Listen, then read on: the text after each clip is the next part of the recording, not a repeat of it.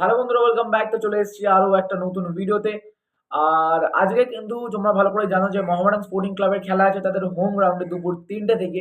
তো তোমরা কিন্তু ওয়াচ অ্যালং জয়েন করতে পারো। ৩টে থেকেও কিন্তু আমি ওয়াচ অ্যালং স্টার্ট করবো। মোহামেডান স্পোর্টিং ক্লাব ভার্সেস কিন্তু কালীঘাট মিলন সংঘর কিন্তু আজকে খেলা আছে দুপুর ৩টে থেকে। তো এই ম্যাচে লাইভ টেলিকাস্ট তোমরা কোথায় দেখতে পাবে? তোমরা কিন্তু অনেকজনই ধরে জিজ্ঞেস করছিলে যে দাদা সিএফএল এর খেলাগুলো কিন্তু আমরা জি ২৪ দেখতে পাচ্ছি না, বা আমরা কোথায় দেখবো সেটা কিন্তু তোমরা ভালো করে বলে দাও।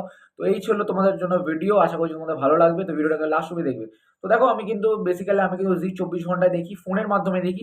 আর অনেকজন বলছিল ভাই টিভিতে দেখাচ্ছে না বা খবর দেখাচ্ছে। তো আমি সুতরাং তোমাদের এটাই সাজেস্ট করব যে তোমরা কিন্তু ফোনে পারলে দেখতে পারো।